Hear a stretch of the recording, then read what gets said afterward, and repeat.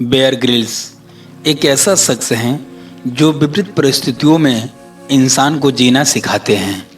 Bear कहते हैं कि हालात कैसा भी हो, लेकिन पीछे मुड़कर देखने वाले कमज़ोर होते हैं। बेयर कीड़े मकोड़े, सांप और न जाने क्या क्या खाते हैं। घने जंगल में किसी भी हाल में मौसम की हर मार झेलते हुए भी इंसान को जीना सिखाते हैं। यह बेयर की वो पहचान है जो पूरी दुनिया जानती है।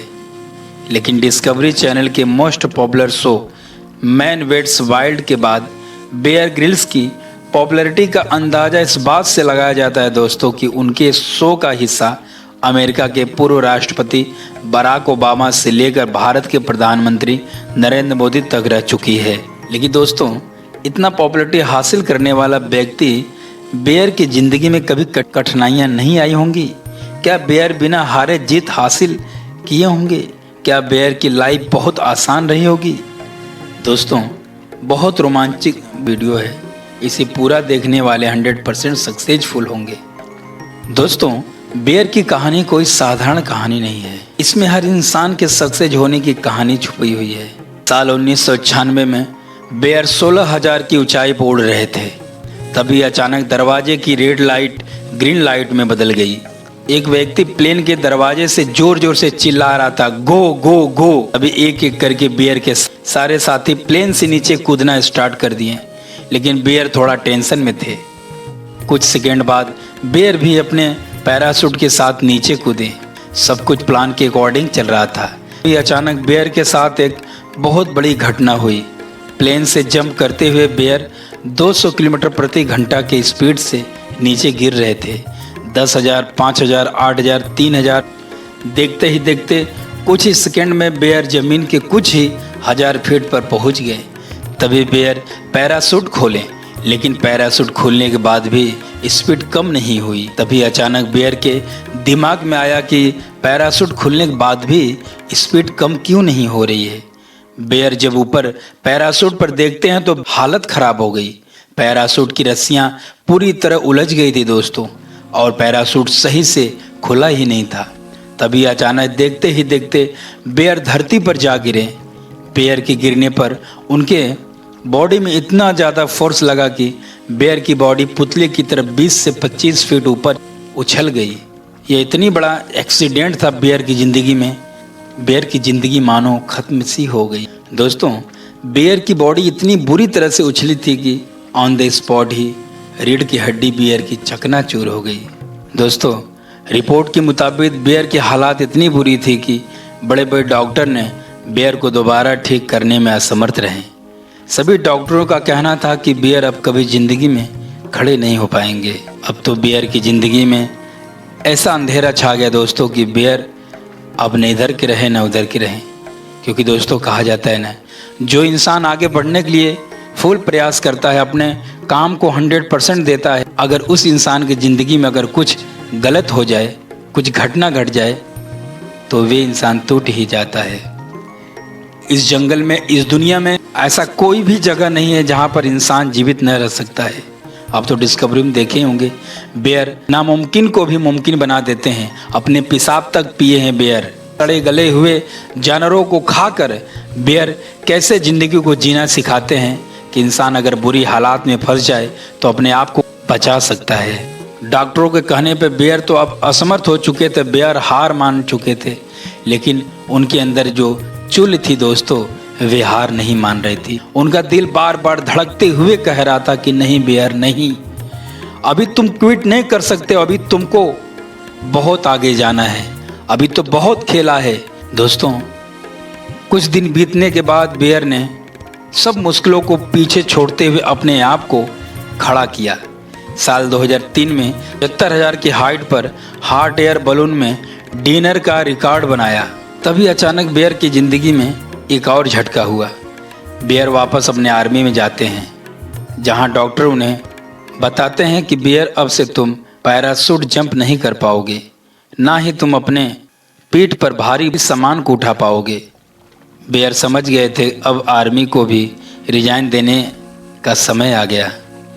वे अपने कर्नल के पास जाकर बोले, सर, मैं अब आर्मी में भी नहीं कुछ कर पाऊंगा, तो मेरा रिजाइन ही स्वीकार कर लीजिए आप। बेयर घर जाते हैं। अब उनके पास न कोई जॉब थी और न ही कोई पैसा कमाने का साधन। अब तो बेयर कुछ बड़ा नहीं कर पाएंगे। लेकिन दोस्तों, बेयर का सपना था कि माउंटेन एवरेस्ट पर चढ़ाई करना। उनकी आत्मा बार बार रोती। बेयर के माइंड में बार बार चल रहा था कि अगर मैं अपने हालात पर रोता रहूंगा तो मुझे सहारा देने वाला कोई नहीं होगा। न मेरे पास जॉब्स है, न ही मैं अपना सपना पूरा करने के योग्य रहा और न ही मेरे पास कोई पैसा है। वे भगवान की ओर देखते और रोते। दिन बीतता गया। अचानक बेयर का एक आर्मी फ्रेंड माउंटेन एवरेस्ट पर जा रहे थे। बेयर भी उनसे बोले, हमें भी ले चलो।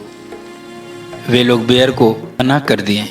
बेयर की बार बार रिक्वेस्ट पर आर्मी दोस्तों ने आखिर लास्ट में मान ही गए। लेकिन तब भी बेयर के पास एक समस्या थी। एवरेस्ट जाने के लिए तकरीबन 50 लाख का खर्चा था और बेयर के पास तो 50 रुपया तक नहीं था। बेयर अगले 2 महीने तक बड़े बड़े कंपनियों को लेटर लिखे, कोई स्पॉन्सर कर दो, कोई स्पॉन्सर कर दो, बट हर जगहों से वे निराश हुए। तभी उनके दिमाग में सर रिचर्ड का ख्याल आया।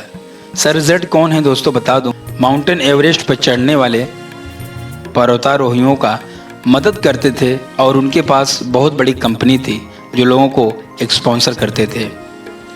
अब तो बेयर के दिमाग में एक आइडिया आई, क्यों न मैं सर रिचर्ड से बात करूं, हो सकता है वे मुझे स्पॉन्सर कर दे। जब बेयर उनके घर पहुंचे तो देखे कि वहां पे बहुत ज़्यादा स्ट्रिक्ट सिक्योरिटी गार्ड खड़े थे। बेयर बोले कि मुझे सर रिचर्ड से मिलना है। सिक्योरिटी गार्ड उनको धक्का देकर बाहर निकाल दिया। बेयर बार बार उन लोग से रिक्वेस्ट किए, ठीक है आप मुझे मत मिलाइए, लेकिन ये मेरा लेटर है, इस लेटर को सर के पास पहुंचा दीजिए। लास्ट में एक सिक्योरिटी गार्ड ने उनका लेटर ले लिया और बोला, तुम जाओ, मैं इस लेटर को सर के पास में पहुंचा दूंगा। तो बेयर एक्साइटेड होकर घर पे लौटे। 1 दिन बीता, 2 दिन बीता, 4 दिन, 1 हफ्ता, लेकिन सर रिचर्ड का भी कोई जवाब नहीं आया। बेयर डिप्रेशन में जा रहे थे कि मैं कहाँ से 50 लाख का व्यवस्था करूँ कि मेरा सपना फिर पूरा हो और मैं अपने सपने को पूरा करूँ और दुनिया में नाम कमाऊँ। बदनामी तो बहुत हो चुकी थी अपने हालातों से, इतना ज़्यादा बेयर टूट गए थे दोस्तों। अब तो उनकी आंखों में आंसू भी सूख गए थे। बेयर एक दिन टूटी हुई साइकिल से कहीं जा रहे थे। रास्ते में उनको एक बड़ी कंपनी दिखी। बेयर उस कंपनी को देखे और उस कंपनी का नाम पढ़ें। उस कंपनी का नाम था डेविस लंदन एवरेस्ट। बेयर बिना कुछ सोचे कंपनी के अंदर गए और वहाँ के सिक्योरिटी मैडम से बोले, मुझे सिर्फ 2 मिनट के लिए अपने CEO से बात करने दो। लेकिन सिक्योरिटी मैडम बेयर के ऊपर भड़क गई और बेयर को बाहर निकालते हुए बोली, भागो यहाँ से। काफ़ी देर तक मैडम के हाथ पांव जोड़ने पर मैडम मान ही गई और कुछ समय बाद बेयर को उस कंपनी के CEO से मिलाया गया। बेयर उस कंपनी के CEO से अपना प्रपोजल सुनाया। बेयर की हिम्मत देखकर कंपनी के CEO ने बेयर को एक मौका देने के लिए मान गए। सैकड़ों रिजेक्शन के बाद बेयर की मदद भगवान कर ही दिए। बट उनके सामने एक और मुश्किल थी दोस्तों। बेयर जहां जाना चाहते थे उस एवरेस्ट पर सन 1996 में खराब मौसम के कारण 8 लोगों की मौत हो चुकी थी। लेकिन दोस्तों उसके बावजूद बेयर के इंसिडेंट के पूरे 18 महीने बाद वह अपने दोस्तों नीमा और माइक के साथ एवरेस्ट चढ़ने का प्लान किए। एवरेस्ट पर उनके जो लीडर थे वे बेयर को और माइक नीमा को समझाएं कि हम लोग डेली 10 से 11 घंटे तक चढ़ाई करेंगे। बेयर भी बहुत एक्साइटेड थे। इतना रिजेक्शन के बाद बेयर को मौका मिला था। अब बेयर कोई मौका छोड़ना नहीं चाहते थे। अब बेयर की आंखों में एक चमक सी आ गई थी। अब बेयर को अपना भविष्य उज्जवल दिखाई देने लगा। लेकिन दोस्तों बेयर क्या जाने कि अभी भी कुछ बाकी है। बेयर नीमा और माइक के साथ एवरेस्ट चढ़ाई करने लगे। कुछ घंटों तक बेयर और नीमा और माइक चढ़ते गए। कई घंटे तक एवरेस्ट को चढ़ने के बाद बेयर की तबीयत फिर खराब होने लगी और बेयर कमज़ोर सा पड़ने लगे। अब तो बेयर चाहते थे कि वे जल्दी से जाकर बेस कैंप में आराम करें। बेयर जल्दी जल्दी एवरेस्ट पर चढ़ ही रहे थे कि अचानक उनके नीचे कुछ हुआ। जब बेयर नीचे देखे तो उनके पैर के नीचे का बर्फ सरक रहा था। बहुत बड़ी दरार पड़ी हुई थी और बर्फ थोड़ा थोड़ा नीचे सरक रहा था। बेयर अपने आप को संभालने की कोशिश ही कर रहे थे कि अचानक वे गिरने लगे। उनकी आंखों के सामने एक बहुत बड़ा विशालकाय गड्ढा दिखाई दिया। बेयर को कई हजार मीटर तक उसका अंत ही नहीं दिख रहा था। बेयर अब डर गए। वो जोर जोर से चिल्लाने लगे, नीमा, माइक, मुझे बचाओ, मुझे बचाओ, मुझे बचाओ। भगवान का शुक्र था कि बेयर जब गिरे तो वो एक पतली रस्सी से अटक गए और वही रस्सी उनकी जान बचाई। कुछ देर बाद वह देखते हैं कि उनकी रस्सी कोई ऊपर से खींच रहा है। बेयर भी नीचे से बल लगाएं और कुछ देरी बाद गड्ढे से ऊपर आने में समर्थ रहे। दोस्तों, गड्ढे से ऊपर आने पर बेयर कांपने लगे। उस समय 23 वर्ष के थे। यह दूसरी बार था जो बेयर मरते मरते बचे। 2.5 घंटे बाद बेयर को कैंप लाया गया। उनका कॉन्फिडेंस लेवल पूरी तरह खत्म हो चुका था। अब बेयर डरे हुए थे, लेकिन बेयर के दिल में बार बार यह ख्याल आ रहा था कि बड़े गोल्स को अचीव करने के लिए छोटे मोटे प्रॉब्लम्स तो आते ही रहते हैं, लेकिन मैं हार नहीं मानूंगा, मैं हार नहीं मानूंगा। कुछ दिन आराम करने के बाद बेयर फिर वापसी करते हुए एवरेस्ट के ऊपर चढ़ने के लिए तैयार हो गए। अब तो बेयर और उनके टीम एवरेस्ट के ऊपर फिर चढ़ाई स्टार्ट कर दी। लेकिन एवरेस्ट के आधे हिस्से तक जाते जाते बेयर की फिर तबीयत खराब हो गई। डॉक्टरों ने बेयर के चेस्ट में इन्फेक्शन बताया और बेड रेस्ट पर डाल दिया। अब तो बेयर डिप्रेशन में आ गए। वो सोच रहे थे कि ये मेरे ही साथ ऐसा क्यों हो रहा है। उनके तमाम साथी सही सलामत हैं, लेकिन बेयर के साथ ऐसा क्यों हो रहा है कि वे बार बार गिर जा रहे हैं, बार बार उनकी तबीयत खराब हो जा रही है, बार बार वे असमर्थ हो जा रहे हैं। अब तो बेयर भगवान को देखते हैं और बेड पे सोते सोते आंसू बहाते हैं। दोस्तों, कहते हैं ना कि भगवान जिसे वर्ल्ड फेमस करना चाहता है, भगवान जिसे बड़ा आदमी बनाना चाहता है, उसके आगे कठिनाइयां तो देगा ही देगा। आखिर लास्ट में बेयर एवरेस्ट पर फतेह हासिल कर लिए हैं। अब तो बेयर को बड़ी बड़ी कंपनियां ऑफर देते थक नहीं रही थी। दोस्तों, भगवान घर में देर है अंधेर नहीं है। दोस्तों, अगर आपके भी जिंदगी में ऐसे तकलीफें आती हैं कि आप टूटकर बिखर जाते हैं, आप बार बार टूट जाते हैं, आप बार बार बिखर जाते हैं, कोशिश करते हैं, लेकिन कठिनाइयां बार बार आपको घेर लेती है, आप अपने आप से निराश होते जा रहे हैं, आप टूटते जा रहे हैं, तो आप टूटिए नहीं।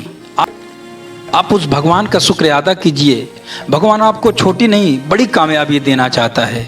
जिसकी ज़िंदगी में कठिनाइयाँ नहीं होगी, जिसकी ज़िंदगी में फेलियर्स नहीं आएंगे, वे बड़ा आदमी नहीं बन सकता। अगर आपकी ज़िंदगी में कठिनाइयाँ आ रही हैं, आपकी ज़िंदगी में प्रॉब्लम्स आ रहे हैं, एक ना एक दिन भगवान आपको जरूर ऊंचा बनाएगा, भगवान आपको जरूर आगे पहुंचाएगा। ऐसे मोटिवेशनल वीडियो के लिए मेरे चैनल को सब्सक्राइब जरूर करें, कमेंट में कुछ ना कुछ जरूर लिखें।